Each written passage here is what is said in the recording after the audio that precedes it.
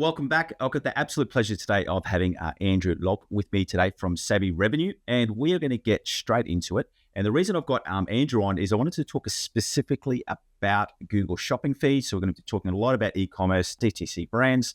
So Andrew, I just want to start off with, if you were to take on an existing account, but you're taking on the account management and they've got a low conversion rate, let's just say it's under 1%, what would you do to review and then start optimizing the account to increase the performance? I guess the first answer that I wanted to go with is it's not really acceptable. I think that we have to talk about things we can do, but first thing I would do is I would run away screaming. Like that, it's not supposed to perform that poorly. But let's get beyond that. So the first thing I wanted to do is just, before everybody starts cutting off immediately when I say check your tracking, just check tracking. Yeah. Depending on where you are in the world, tracking has become a nightmare. Like all of Europe, we have different rules with cookie pop-ups, cookie consent mode, etc. We have that across the US or across the world. So really making sure that you have a good tracking setup so that 1% is actually correct. Yeah. Start there. Just get that fixed. Then we look at bidding. How does are you running manual bidding? Are you running smart bidding? Smart bidding is supposed to perform better than 1%. If you're not performing better than 1% when you're running smart bidding, then either maybe you have the wrong target, maybe you have the wrong settings. Look there, because in any case, like smart bidding is the control center for everything your account does nowadays. And it should really make your conversion rate better if it has the right data. If smart bidding then doesn't work, the next thing to look at is, why isn't smart bidding working? Why is smart bidding not giving us these like 2, 3, 4, 5% conversion rates? Because it is supposed to do that. So is the account too granularly set up? Like is the campaigns all split up into 10, 20, 30 conversions each? Because the optimal setup today is as much data as humanly possible for smart bidding. And in some cases that means quote unquote one campaign. It's not one campaign, but you can set up one bid strategy to cover multiple campaigns. So you get more data in there. It's one of the things that I fight with people the most on is how much data do you actually need? Because I like to just go, you need 10x the data that Google says for it to be active. It really depends on how stable is your data as well. So like if you're a plumber that gets 60 leads per month, no biggie. Conversion, like tracking conversions is not a big deal. But if you're an e-commerce business that have products from $30 to $100 to $1,000 and the conversion value will jump up and down, then your stability in the data that Google is seeing and smart bidding is seeing just drops significantly. So really want to make sure that the data is stable and everything gets fed into smart bidding as good as possible. So really once you have those basics set up, then we can then start playing with the rest. Like, is the setup overly complex if we look at search? Is it like the good old-fashioned SCAG, like single keyword ad groups, where everything is being split up? We go back to the whole thing. More data gets split up. And the way that Google ads work these days is like responsive search ads need a lot of data to find the best performing. And when I say performing, the best converting headlines. It needs a lot of data to do that. Otherwise, it's going to revert back to CTR. And in my opinion, which is some believe it's controversial, I think it's common sense, but you can have a high CTR headline and you can have a low CTR headline. That doesn't mean that one will convert better or worse than the other. Like a high CTR headline can convert horribly and a low CTR headline can convert really well. But the way that Google is structured today and the way responsive search ads is structured, it will focus on whatever performs the highest, and that's sometimes CTR if there's not enough data to run with conversions. Then from there, search, look at match types. Broad match tends to be a problem.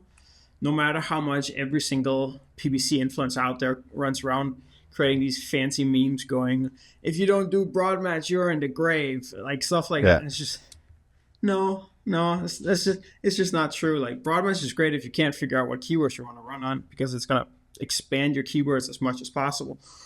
But if you have a low conversion rate, you want to tighten the grip. You want to focus on the keywords that you've actually chosen and that have chosen to perform. You don't want to expand. You want to focus on being efficient, scale the efficient parts of your account first, and then you want to start building up and start adding, okay, what happens if we, on our successful 5% conversion rate, 300% ROAS account that's spending 10, 20, 40, 50, $100,000 a month? With that, what happens if I add broad match to that setup? Will it expand how much extra volume, at what efficiency. But if you have a low conversion rate today, skip broad match, for goodness sake. On the shopping side, it really becomes the question of what is actually wrong. And I would first and foremost try to just get a sense of again, I go back to the basics in Google. I gave a talk not that long ago about why DTC brands go wrong when they go from Meta to Google. And one of the things is just underlying understanding the basic principle of Google. You have a product, people search for that product, you serve an ad for that product. If that doesn't convert, then something's wrong. It's just a basic thing. And then that's really where we go into are we priced competitively or not?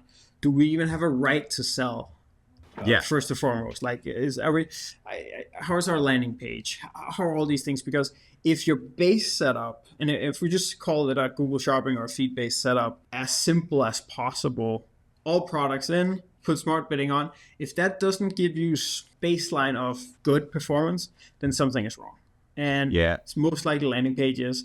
It can be a horrible feed, which we'll get into later, how to look at that. The only other thing I'd look at is, does Google match me with search terms that are just horribly wrong? Yeah. Hello there, and I hope you're enjoying my latest interview. I just wanted to quickly let you know that all of these interviews are sponsored by my paid Google Ads community, which is called the Google Ads Mastery Community. I set this community up for one clear purpose, and that is so that I could provide people with direct Google Ads support. And we do this in three main ways. Firstly, we run weekly live calls, and these are live calls that are run in all different time zones so that we can get the support to you. And it's where you can actually ask myself and also highly skilled members of my Define Digital Academy team direct questions about your Google Ads campaigns.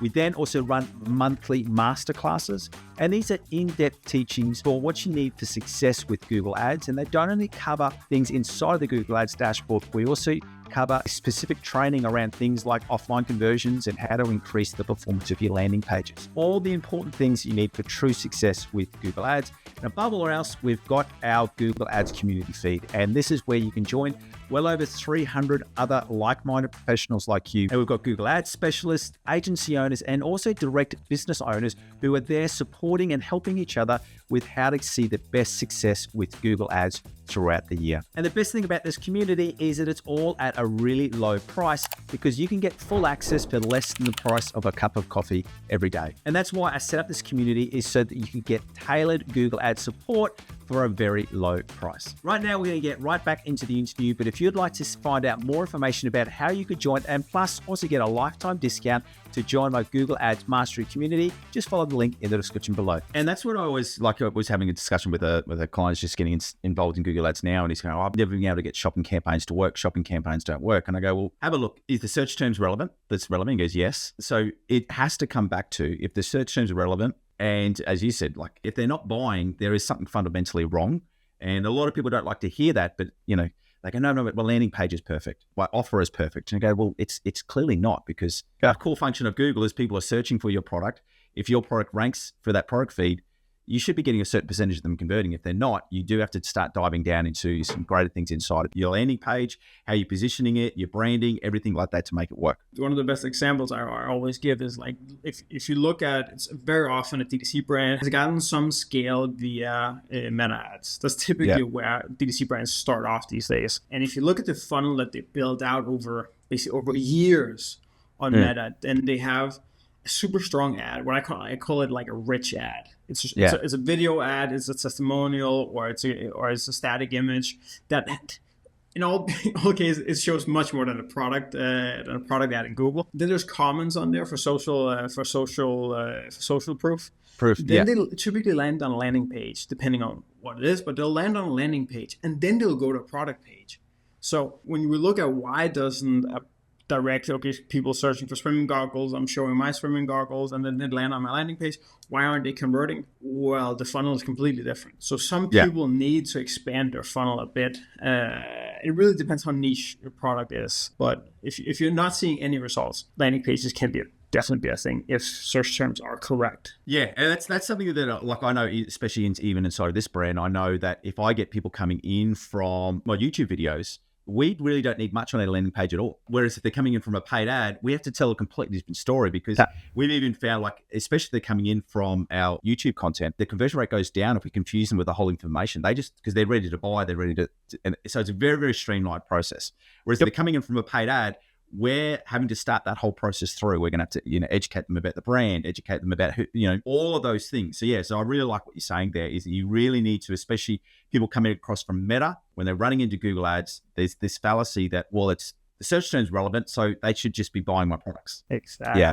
And some people don't, like, again, I'll burst some people's bubble. Some people don't deserve to be in Google, because, like, whatever funnel they build on Meta, like, you show your ad, you show your landing page, you show your product. It's a very like isolated funnel, where the second you advertise on Google, you are in direct competition with the biggest players that are out there, because they have already captured Google. That doesn't mean you can't. Like, there are many, many great DTC brands that are owning the Google space, but the barriers of entry is quite a bit higher than you would think. And sometimes the math doesn't math. Yeah, no, definitely. All right, so let's specifically talk about, because there's a lot we could go down on that path, but let's specifically talk about when you're looking at the actual shopping feed side of it. So the actual, do you have any recommendations out there for how people should be structuring their feed, structuring their product titles for best results? My line of thinking on all this have changed a lot over the years, from the early days being optimize your feed to going over to how necessary is it actually, is doing a lot of testing on that. Kind of come up with like 3 stages that you want to run, 3 ways you want to talk about, think about your feed, and like 3 stages you want to optimize. And it's like, it comes down to like the fundamentals, it comes down to what can you actually optimize, and then segmentation. So we start with the first one, the foundation, the hygiene tasks. It's basically just give as much data as you humanly possibly can to go fill out all the attributes. Yes, there's some that are recommended, some are kind of recommended, some are recommended if you're in this industry. It doesn't matter, fill it all out. Like, there's no excuse these days. Like with ChatGPT, with the data segments that we can data stuff we can pull online and everything, we shouldn't have an issue filling out everything from energy efficiency level to multi-packs to bundles to materials to color to size. Fill it all out, especially in the like where we're getting on in a minute with the way that I don't like with generative AI and ChatGPT and asking like. Those feeds will be used much more for that. So in any case, just get all the data in there and all the fields that you have in your feed. And we have I have a Notion checklist where we just can go through it all. And it's just everything where it's just add. It's black or white. Add the brand, add the size, add the color, add the material. Just do it. Don't think about it. If you have a navy blue color, doesn't matter. Add blue. It is doable. ChatGPT can format all of that for you if you need to. So just get everything in there. We have seen great results just adding all the fields. And the thing about feed optimization, and the reason why I always say just add everything, is because it's almost impossible to track one change in a feed and figure out what works. But every single time I've tried to take over a feed where the account didn't perform that well, didn't get that much exposure and stuff like that, then I fixed the feed, added all the stuff all the attributes that were supposed to be in there. Performance gradually got better. I can't isolate to one thing because we would never take an account and only do the feed and not touch anything else. But in many cases, it just gets better and better and better over time. So that's something I highly, highly recommend. Just go through the feed and add all attributes that are applicable. Then we can start talking about optimizing it, because then everything gets much simpler. We don't have to optimize the size. The size is the size. We have to optimize the title, the product types, the Google product category-ish, and then I like to do availability. So the title is really, that's where the 80% of your work, 90% of your work and effort, and that you can directly track. And to really put it simple, it's just stuff the heck out of the titles, keyword stuff them.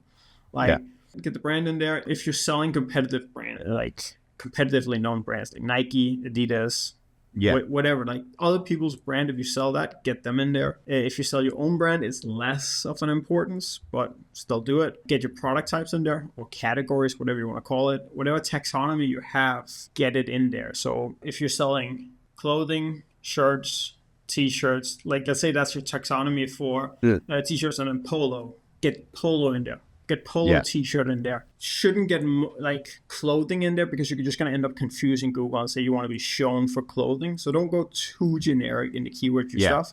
But in general, you can't go wrong here. Like add everything and Google will figure it out. And then smart bidding will decide what search terms are performing and which ones aren't. Yeah. More is better. And I found that's probably the biggest area wherever you've got, especially with a younger brand or a smaller brand that doesn't have that wide range appeal. They go, well, this brand, this X brand, they don't mention, the product type in it. And I go, yeah, but they've got a massive big brand. They don't need to leverage off that as much. But you can see really, really big. So I'm always big working with brands so there is a bit of a tension with, they want to be really, really strong on their branding. But then at the same time is that you do have to have some customer relevancy there, what people are actually searching and being really, really unique with the way that you put it into the product title. The reason why big brands get away with it, because I run ads for big brands. And the reason why we get away with it is because we've been running ads for a long time. Yeah. So Google knows that when I have this Nike, my partner, my business partner, he's a marathon runner. So he has the greatest examples. But and it's Nike and then just a model name and then running shoe, for instance. Why are they being shown for marathon shoe? Why are they being shown for all of these things? Is because once upon a time, Google showed this product, or one of the million people, advertisers out there that advertise the same product, that got shown on to that search because Google tested like 1%. Let me try to show this for this search term, and it had a pretty good CTR. And then it expands into it and more and more and more. Once Google has history that your product can show for this search term and have a decent CTR, you're locked in. You can technically, you can then remove the keyword from the title and you will still be fine. There's levels to that, but you can do that. And that's why you can't look at what other people are having in their titles and think that you can get away with it, especially if you're a smaller brand or just starting out, because you have none of that history.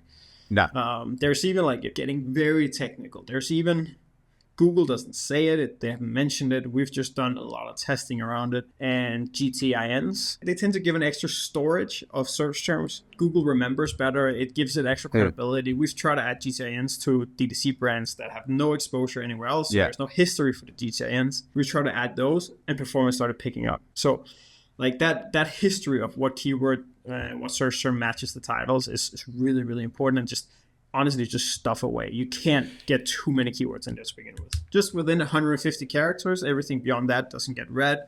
Anything beyond 70 characters are not shown. So most important stuff in the beginning.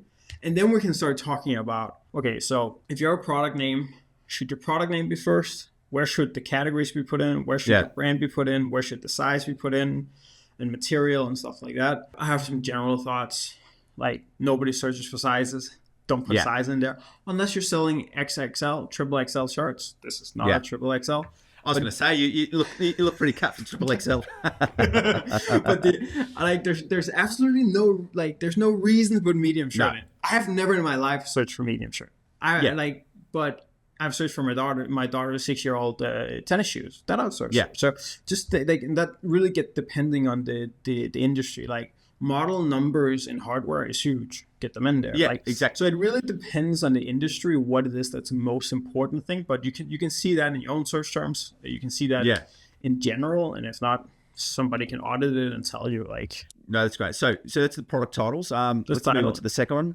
Product types. So that's more for just your ability to do year-over-year analysis. How is this category working? So we have shoes, running shoes, marathon shoes, right?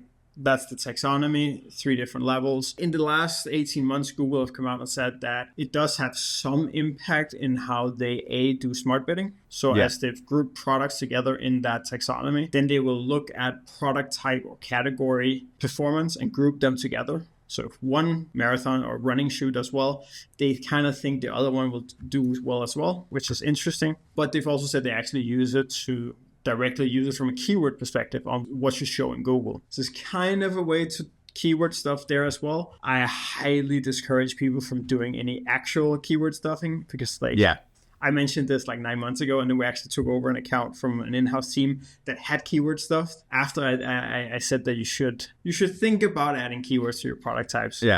But it's like Yeah, no, like don't stuff your keywords there. It's primarily for your own ability to analyze results year over year, have a good taxonomy, build your campaigns properly, and all that kind of stuff. But it's an area to optimize. Yeah. Because once you have that, you can also get much better like categories in your titles. Yeah. So it's a way to help yourself help yourself. And I've always been big on one too. I've always looked at a telltale sign of what's important to Google is where they're giving data. And so I always come back to when you look inside, say, Google Merchant Center, obviously it's outside of Google Ads, but when you look at when they're starting to give you category data based around your competitors and how your products are comparing with other products in what they deem the same category, for me, that's always a telltale sign that they're taking that data and your data matching against theirs, and that's being part of how they decide the auction, who wins the auction, where your placements are, and all of those things. If I'm gonna riff on that a bit, then like talking to the large client teams in Google, the ones that the account managers actually typically know something, the higher you get. Yes, yeah.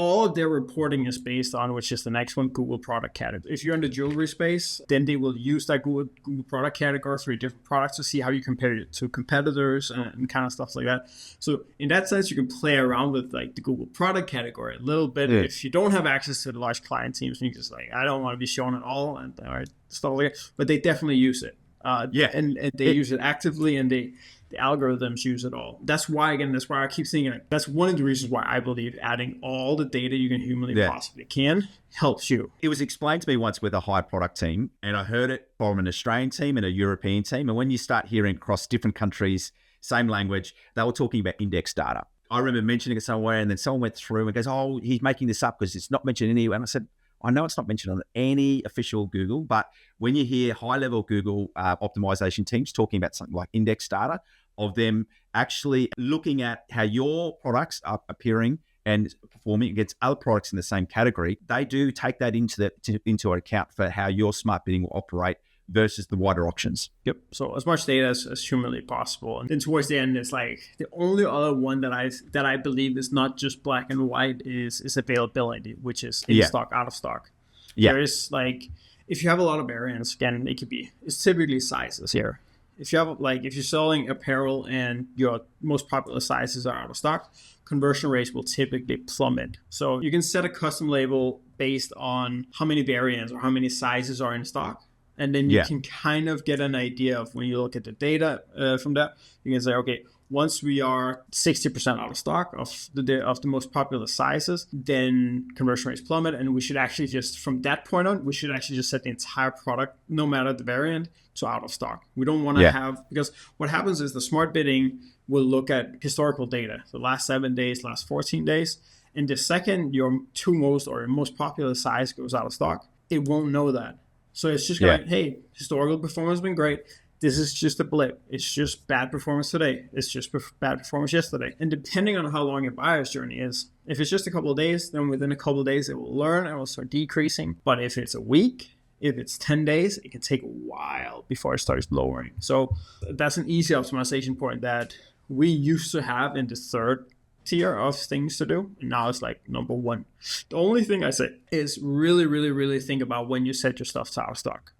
Yeah. Because you shouldn't do it based on what you think. Get the data into the account first, and then see. And then there are two different times of the year. There's peak season. The reason why a product goes out of stock in the most popular sizes is most likely because it's a very popular product. So just saying, oh, now medium and large are gone, let's drop it. Bad idea. Just look at the data first. Look at the data in your peak season and your low season, and you'll get different data points or data conclusions, basically. And then you can just run two different rules at different times. All right. Well, what I'd like to probably our last discussion point to finish on is, because especially now with everything that's happening inside of Google Ads, but for me, all of the changes that are occurring inside of Google is really due to the external nature of how search is changing. Where do so I'd like to talk to you now about how you structuring accounts across the different networks. So, video, display, search, and shopping. Do you have any frameworks that you're really using for your e-commerce brands as to this is how we need to be structuring your account for best performance in this changing nature of search? If we start from biggest to smallest in terms of changes in the way that I've been thinking about Google Ads especially last 12 months. Yeah. Then on the biggest side is really all about data aggregation. like simplifying account structure so that smart bidding doesn't have to jump from one thing to another. I just see it again and again and again, simplifying accounts perform better. And the reason why is like back in the day, and it's not even that long ago, just a couple of years ago, it would perform really well if we segmented things out. But as the algorithms are getting better, as quote unquote AI is getting into it, it can figure all these things out. And then we're just confusing it. And the way that I like to think about it is like, yes, the system can perform, or let's say smart bidding. Smart bidding can perform with X amount of data. But the more data it gets, the faster it can react. Yeah. And that's why it can perform better the more you simplify an account. Now, there are levels to that. And if we start off with saying like a typical D2C brand that doesn't have a lot of products, have maybe 5 to 10 hero SKUs, from a shopping perspective, there's not much you can do. There's not much you should do. You should probably split your products into your hero SKUs and then everything else. And that's it. There isn't much else you can do. Like you can work with optimizing it and smart bidding and all that kind of stuff. But from a campaign structure, one campaign, whether or not you call that a PMAX campaign, shopping only or feed only, or you just do a standard shopping, it really doesn't matter. There's no difference there. Once you then start going to higher SKU counts, that's where it starts getting fun, because that's where you can start segmenting the products into bestsellers and unprofitable products, for instance. Or you can split them into based on a seasonality. Best examples are like summer and winter in apparel. Like as you're getting out of your peak season in summer, your winter gear starts gearing up. Once that's in the same campaign, you can't figure it out. Winter starts coming, you want to lower your ROAS for winter gear, so it starts picking up, start showing all these products have basically been lying dormant for the last 6 to 9 months. You can't do that in one campaign. On top of that, there's like a bunch of different ways to think about it, and it comes back to what kind of business do you have? Do you have a lot of products on sale that like rotates? So every single time you rotate a sale over, now we have 20% on swimwear, now it's sneakers, now it's this, or it's these 3 sneakers are on sale, then these 3 sneakers are on sale to get around some of the commissions around the world and rules around what is allowed to be on sale. Then the conversion rate and your performance is going to jump around with it. Then setting up a structure where you prioritize anything that's on sale works really, really well. So it's really, and I can go on for 10 more examples, but the gist of it is to think about what's your marketing plan? What's your business plan? If your business plan is to come out and say, we always run a sale on 30% of our inventory and it rotates. That should be your shopping campaign structure. Yeah. If you have some hero SKUs, that should probably be it. If you come out with product drops, that should probably be it, et cetera, et cetera, et cetera. That's really the simplest way to explain it from a shopping perspective. On PMAX though, on Performance Max, because in 2025, we're not allowed to have a conversation about Google Ads for e-commerce without talking about Performance Max. I have always been quote unquote against Performance Max. And that's not because I don't believe in the new stuff from Google. I was one of the first to adopt smart bidding once it actually came good. One of the first to adopt broad match once you can combine it with smart bidding. I don't care about like clicking buttons and stuff like that. My concern with PMAX have always been that I don't believe in the overall mantra that you can give search, shopping, display, and video the same ROAS target. It's proven today across the world, Performance Max does not deliver anything on display and video. No. It just doesn't.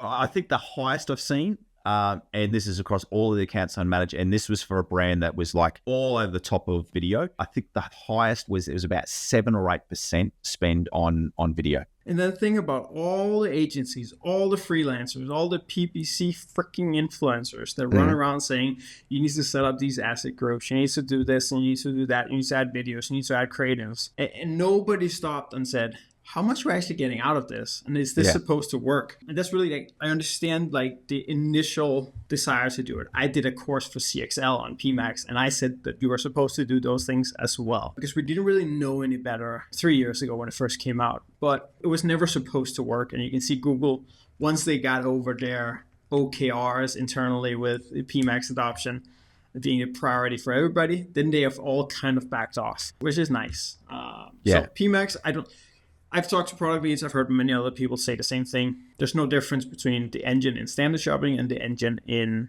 PMAX. Well, especially now since last November, when they actually came out and officially said they removed the priority. But I was talking in Europe, and I was talking to the H&M search manager, whatever they're called, group head of whatever. Yeah. and a product lead in Stockholm. And I was saying like, well, because they were, H&M were saying, I cannot run PMax because we have a 30-person display team in Europe. Like, what are they supposed to do? Like, Yeah. if we run display, we want to know where it's going. We want to know how much budget we put it behind it and all those things that we talk about. And the product leader was like, well, you can do product, like you can do feed only.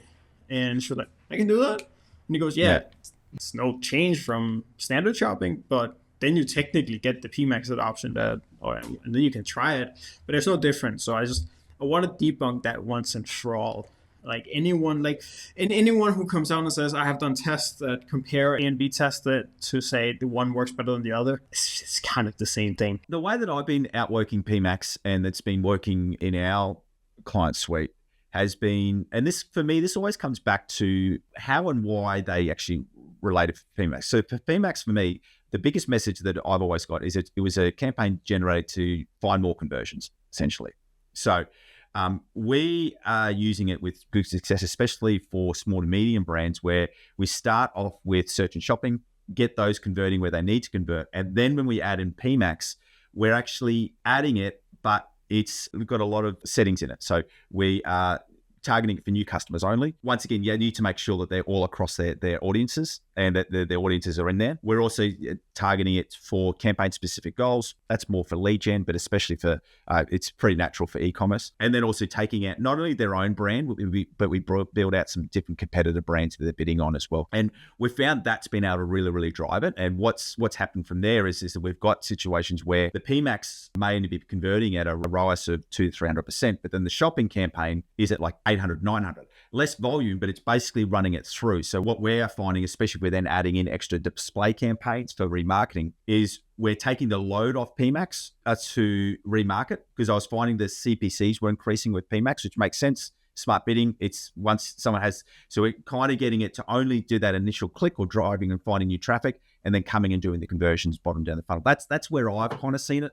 My problem with PMax has been where you've got brands that are overly fixated on PMax with no big, like multiple PMaxes that are all crossing into each other. They get caught in this band of ROAS between 200 to 400%, and they can't scale. The problem that happens when you create multiple PMax campaigns is that they all work in silos. They don't talk to each other. Where standard shopping and search campaigns, to a certain extent, they've always talked to each other. Yeah. Then you don't get that. And that's kind of what you're doing there with your approach, is like you're isolating PMax. You don't let it talk to anything else. So you're actually using it in the best way possible, because it's just like, well, ignore everything else that's happening. You just try to do you. Yeah. But the second you start going, well, I have 5 PMax campaigns, I have 10 PMax campaigns, or when agencies just don't know what to do, they'll just create a PMax campaign per brand, then you're just splitting up all the data and it really doesn't speak together. They don't talk together. So 100 conversions, or 1,000 conversions in one, 800 in the other, and 100 in another.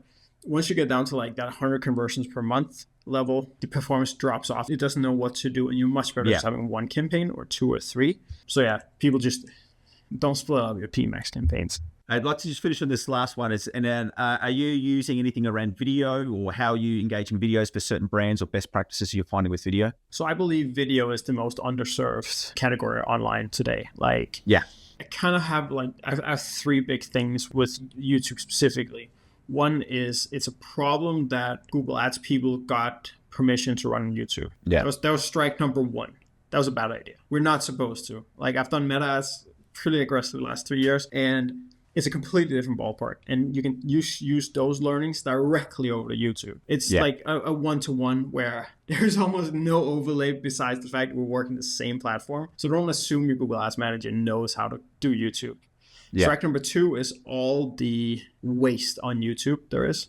Kids channels, music channels, there's so much waste in there. And the way that they track and measure conversions just keep changing. So when PMax came out, they also came out with something called engaged view conversions. Yeah. And I saw an account that was not running. This one didn't have outright PMax with video, but they had YouTube running. And I was like, they were selling scaffolding supplies in the UK. And I was like, there's no way we're selling scaffolding supplies through YouTube. And when I looked at it, it was all engaged view conversions, which means that somebody saw the ad for 10 seconds and then they converted, but they never clicked.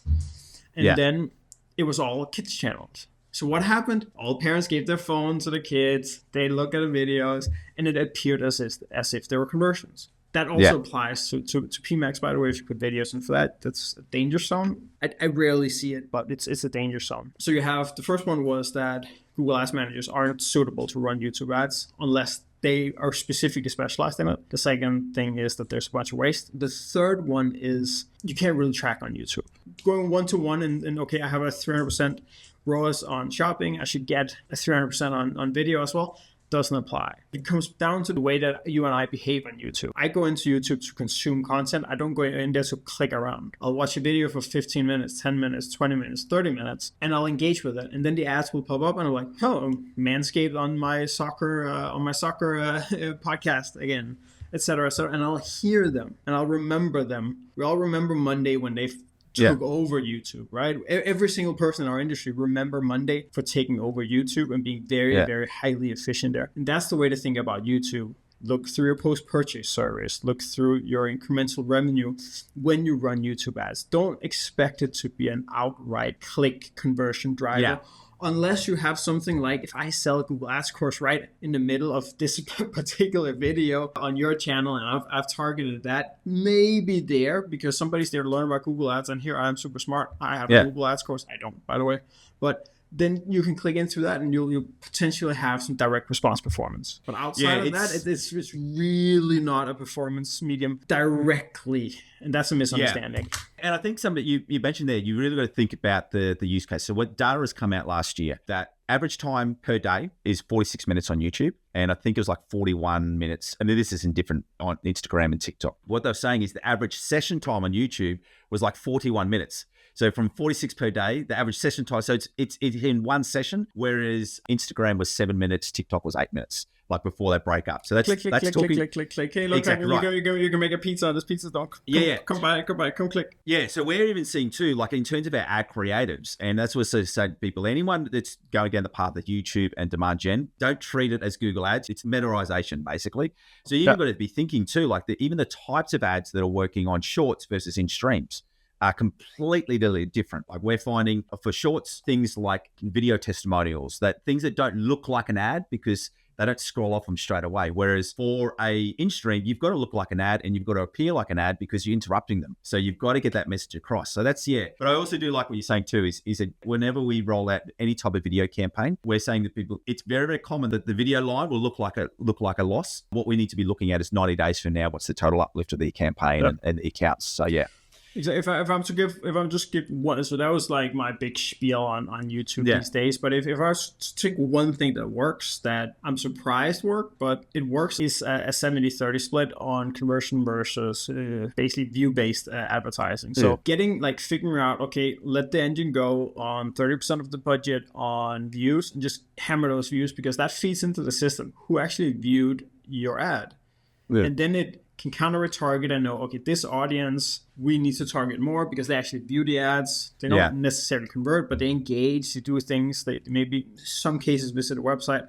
But if you don't have that 30%, and the range is a little bit from industry, but 30% is a good place to start of your spend in view-based campaigns, which again is a reason why Google Ads people are not supposed to touch it, because every single Google Ads person I mentioned to this just go like, no, conversions, Andrew, conversions. So 30% get views in, and then this other 70% focus on conversions. Well, that's 50% ROAS, 75% ROAS, whatever low you can go, maximize conversions, but 30% on views to feed the engine. That as a baseline works really, really well. And then you can go into a lot of details from there, but that works. Yeah.